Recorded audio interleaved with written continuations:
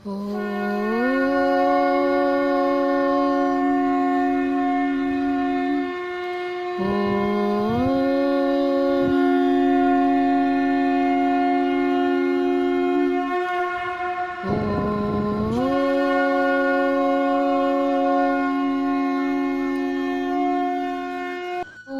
श्री परमात्मने नमः।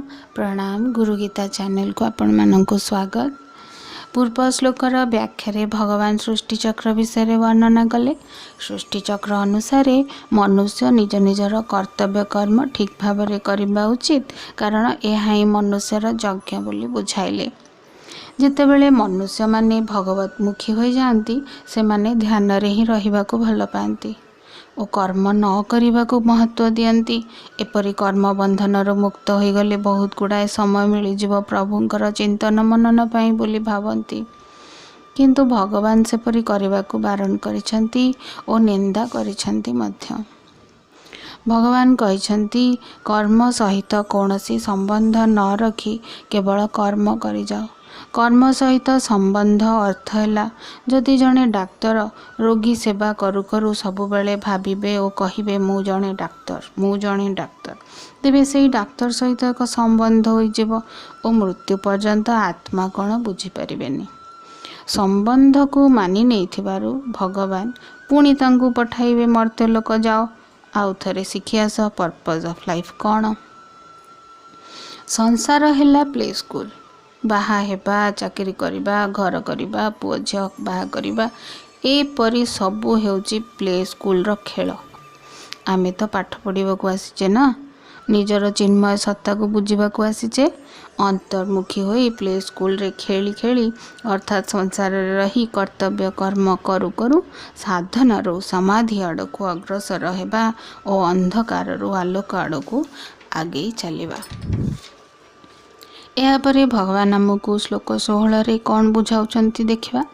श्लोक 16 एवं प्रवर्तितं चक्रम नानुवर्तयति हजः अघायुरिन्द्रिया रामो मोघम पार्थ सजीवति। अर्थ, हे पार्थ, जो मनुष्य इहलोकरे परंपरा क्रमे प्रचलित एही सृष्टिचक्र अनुसार आचरण करे नाही, इंद्रिय मानक द्वारा भोग उपभोग करुथिबा सेही अघायु बा पापी मनुष्य संसार रे अकारण रे बंची रहे। आसंतु एहार व्याख्या सुनिबा। एवं प्रवर्तितं चक्रम नानुवर्तयति यजः। एही सृष्टि चक्रर परंपरा अनुसार न चलिले सृष्टि चक्र रे इम्बालांस हुए। जेमिति साइकेल टीए दुईटी चक्कर चले, किंतु सेही चक्क दुईटी को संयोग करे आउ एक चक्क चेन और पेडाल। पेडाल बुलिले चक्क गड़िब, साइकेल आगक जीव। जदि गोटे मात्र नट बोल्ट ढिला हो जाए बा खसी पड़े तेबे से साइकेल आउ चलबनी। मनुष्य होउची सेही मिडिल मैन, पेडाल रे लागिथिबा चेन भली। संसार होउची पेडाल, भगवान होउचंती से सीट रे बसचंती। शरीर अंग प्रत्यंग न रहिले शरीर चली पारिबनी, एहा असंपूर्ण होइजिब। अंग प्रत्यंगंकर काम संपूर्ण अलगा, देखिबाकू मध्य अलगा, किंतु सेमाने एकाठी रहिले जाई शरीर बोलांती। ठीक सेमती संसार रे मनुष्य, वृक्ष, लता, कीटपतंग, प्राणी जगत, जलवायु, आकाश, भूमि, अग्नि सबू किछि संसारर अंग प्रत्यंग। सबू बालांस रे रहिले संसार सुखरे चले। अधिक किंबा कम होई गले ताहा दुख कष्ट रे घुसुरी घुसुरी चले। अघायु रिंद्रिया रामो मोघम पार्थ सजीवती। इंद्रिय मानक द्वारा भोग उपभोग करुथिबा सेही पापी मनुष्य संसार रे अकारणे बंची रहे। अघायु अर्थ है सृष्टि चक्र अनुसार चलु नथिबा मनुष्यर आयु और जीवन केवल पापमय। कारण इंद्रिय मानक द्वारा भोग भोगुथिबा मनुष्य हिंसा रूपक पापरू रक्षा पाई पारेनी। कारण स्वार्थपर अभिमानी मनुष्य एवं जी खाली संग्रह करुथिबे संचय करुथिबे एपरि मनुष्यंक द्वारा अन्यर अहित ही हुए। तेणु एपरि मनुष्यंकर जीवन पापमय हो जाए। गोस्वामी तुलसीदास कहते परद्रोही परदार रत परधन पर अपवाद ते नर पावर पापमय है धरई मनुजाद। अर्थ जो माने परद्रोही परकू देखी जली पोड़ी मरु थांती, पर स्त्री सहित रमण करती, पर धन को चाही थांती, निजर धन संचय करुथिबे अन्यर धन रे चलिबा को इच्छा करती, मागणा रे केमिति सब मिल जाऊ मोर किछि खर्च न हो एपरि करती ओ पर अपवाद करुथिबा बा सबु बेले निंदा मिछ चुगुली टाही टापरा करुथिबा मनुष्य हेउचंती पामर ओ पापमय मनुष्य नर देहधारी राक्षस अटंती। भगवान कर्तव्यच्युत मनुष्य को सभ्य भाषा रे निंदा और ताड़ना दे कहउछंती जे मोघम सह जीवती। अर्थ एपरी मनुष्यर जीवन अकारण से ए जीवित रहिबा कथा ही नुहे। तात्पर्य हैला से निजे कर्तव्य पालन करी सृष्टि को सुख दे न पारिले सुद्धा दुख तो न दे थांता, सृष्टि चक्र रे बाधा न देबा ही बड़ सेवा हो जाई थांता। सृष्टि चक्र को इम्बालांस करुथिबा मनुष्य को श्लोक 12 रे चोर कहिले, 13 श्लोक रे पापी कहिले, एबे एई श्लोक रे कहउछंती एही बळी पापी इंद्रिय सुख भोग करुथिबा मनुष्य माने मरी जीवा भलो। केते विरक्त हो जाइछंती भगवान आम उपरे सते। आमे निस्वार्थ सेवा न करी ओलटा खाली मागी चलीचु आउ दियो एटा मिल जाऊ सेटा मिल जाऊ, निजे भूल करुचे भगवान को दोष देउचे। दुख रोग कष्ट निंदा अपवाद पाइले भगवान को कहती मु कौन कली, मु एते समस्तंकर कली अथच मते एते कष्ट देला प्रभु। इपरि भाबिबा हमर भूल।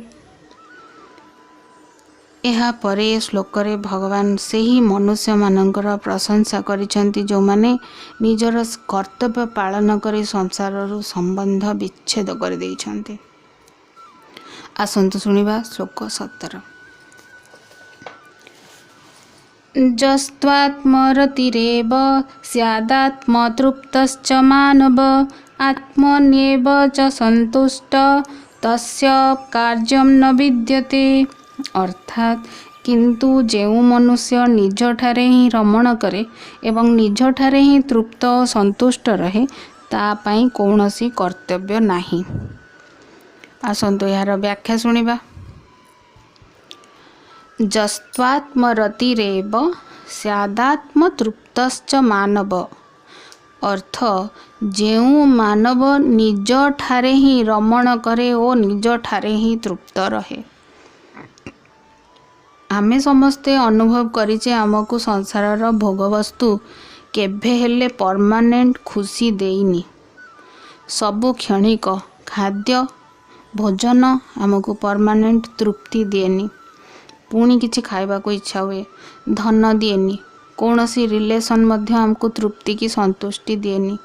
हाँ किछि समय पाई निश्चय टिके भल लागे, समय गड़ीगले पुणी अतृप्ति असंतुष्टि अप्रीति आमको माड़ी बसे। आमे पुणी कौन कले शांति मिलिबो खोजु थाउ।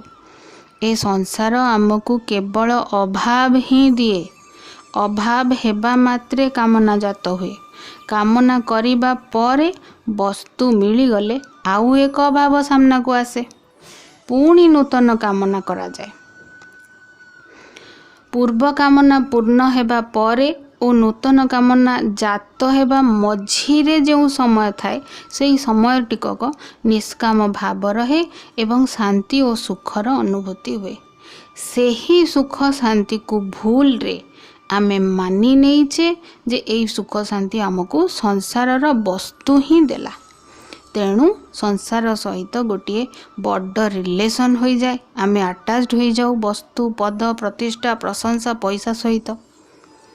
धन रोजगार कले सुख मिलिबो भाबी प्रबल परिश्रम करा जाए, परिश्रम करी करी देह असुस्थ हो जाए।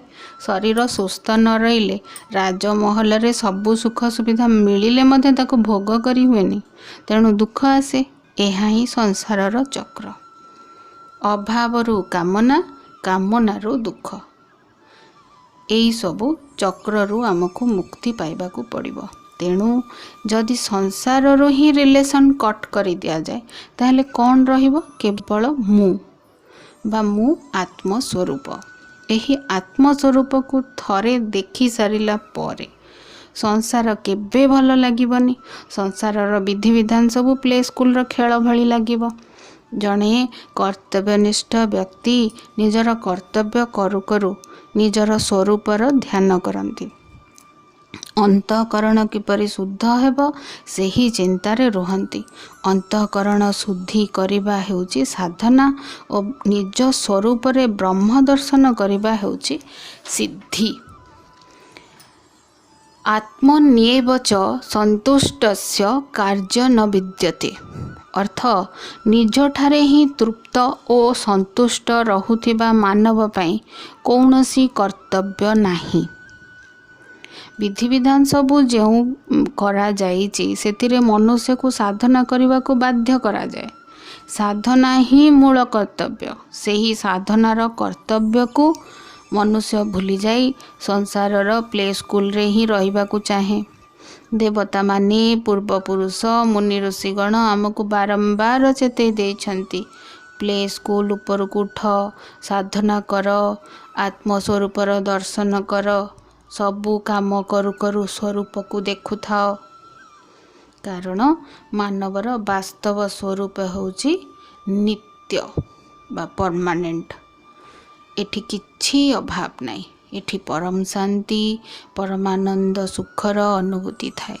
ପରମ ଶାନ୍ତିର ଅନୁଭୂତି ହିଁ ସିଦ୍ଧି ବା ସକ୍ସେସ୍, ପରମ ସଫଳତା। ଏହା ହିଁ ମାନବ ଜୀବନର ସଫଳତା। ଯେଉଁ ଦିନଠାରୁ ମନୁଷ୍ୟ ନିଜ ପାଇଁ କିଛି ନ କରି ଅନ୍ୟମାନଙ୍କ ପାଇଁ ଅର୍ଥାତ୍ ଶରୀର, ଇନ୍ଦ୍ରିୟ, ମନ, ବୁଦ୍ଧି ଓ ପ୍ରାଣ ପାଇଁ, ମାତା, ପିତା, ସ୍ତ୍ରୀ, ସ୍ୱାମୀ, ପୁତ୍ର, କନ୍ୟା, ପରିବାରର ଅନ୍ୟ ସମସ୍ତ ସଦସ୍ୟମାନଙ୍କ ପାଇଁ, ସମାଜ ପାଇଁ, ଦେଶ ପାଇଁ, ଜଗତ ପାଇଁ କର୍ମ କରିବାକୁ ଲାଗେ, ଭାବିବାକୁ ଲାଗେ, ସେହି ଦିନଠାରୁ ମାନବର ସଂସାରଠାରୁ ରିଲେସନ୍ କଟିଯାଏ। ରିଲେସନ୍ କଟିଗଲା ପରେ ଆଉ ନିଜ ପାଇଁ କିଛି କର୍ତ୍ତବ୍ୟ ବାକି ରହେନି। ନିଜ ସ୍ୱରୂପରେ ଅହରହ ସ୍ଥିତ ରହିଲେ ସେ କ୍ରିୟା ଶୂନ୍ୟ ହୁଏ, କର୍ମବନ୍ଧନ କଟିଯାଏ। ପୂର୍ବ ଜନ୍ମରୁ ଯେଉଁମାନଙ୍କ ସହିତ କାର୍ମିକ ଆକାଉଣ୍ଟ ରହିଯାଇଥାଏ ତାହା ମଧ୍ୟ ଧୋଇ ହୋଇଯାଏ, ପାପ କ୍ଷୟ ହୋଇଯାଏ। ସେମାନେ କୃତକୃତ୍ୟ ହୁଅନ୍ତି। ଜ୍ଞାନର ଅବିରତ ଧାରା ଅହରହ ତାଙ୍କ ଭିତରେ ବହିଚାଲେ। ବ୍ରହ୍ମାଣ୍ଡର ଶାନ୍ତି ପ୍ରାପ୍ତି ହୁଏ। ଏହି ଶାନ୍ତି ହିଁ ମୋକ୍ଷ ପ୍ରାପ୍ତି ବୋଲି ଜାଣି ରଖିବା କଥା। ଏହି ମହାନ ମାନବମାନେ କିଛି ନ କରିଲେ ବି ସଂସାର ପାଇଁ ମହାନ କାର୍ଯ୍ୟ ସବୁ କରିଯାଆନ୍ତି ଓ ଅନ୍ୟମାନଙ୍କ ପାଇଁ ଜଣେ ଜଣେ ଆଦର୍ଶ ରୂପେ ଠିଆ ହୁଅନ୍ତି, ଅମର ହୋଇଯାଆନ୍ତି। ଗଙ୍ଗାକୁ ଯେପରି ଗଙ୍ଗା ଜଳରେ ପୂଜା କରାଯାଏ, ଠିକ୍ ସେମିତି ସଂସାରର ସେବା, ସଂସାରରୁ ପ୍ରାପ୍ତ ଶରୀର ବା କଳେବର ଯାହା ମିଳିଛି ଇନ୍ଦ୍ରିୟ, ବୁଦ୍ଧି, ମନ, ଅହଂ ଦ୍ୱାରା କରିଚାଲିଲେ ଶେଷରେ ଚିନ୍ମୟ ସ୍ୱରୂପ ହିଁ ଅବଶେଷ ରହିଯାଏ। ଏହି ଚିନ୍ମୟ ସ୍ୱରୂପରେ ହିଁ କେବଳ ଶାନ୍ତି, ସନ୍ତୁଷ୍ଟି, ତୃପ୍ତି, ମୁକ୍ତି, ମୋକ୍ଷ ପ୍ରାପ୍ତି ହୁଏ। ଚାଲନ୍ତୁ ଆଜି ଆମେ ସମସ୍ତେ ଏକ ପ୍ରତିଜ୍ଞା କରିବା ସାଧନା ପାଇଁ। ଯାହାକୁ ଭଜନ କରିବାକୁ ଭଲ ଲାଗେ ସେମାନେ ଭଜନ କରନ୍ତୁ। ଯାହାକୁ ନାମ ଜପ କରିବାକୁ ପସନ୍ଦ ସେମାନେ ନାମ ଜପ ଦ୍ୱାରା ଆତ୍ମଦର୍ଶନ କରନ୍ତୁ। ଯେଉଁମାନେ ଧ୍ୟାନ କରୁଛନ୍ତି ସେମାନେ ଧ୍ୟାନ ଦ୍ୱାରା ଚିନ୍ମୟ ସ୍ୱରୂପର ଦର୍ଶନ କରନ୍ତୁ। ଏହି ସାଧନା ଆମକୁ ଅନ୍ଧକାରରୁ ଆଲୋକ ଆଡ଼କୁ ନେଇଯାଉ, ଭଗବତ ପ୍ରାପ୍ତି କରାଉ। ଆଜି ପାଇଁ ଏତିକି। ଓମ୍ ତତ୍ସତ୍।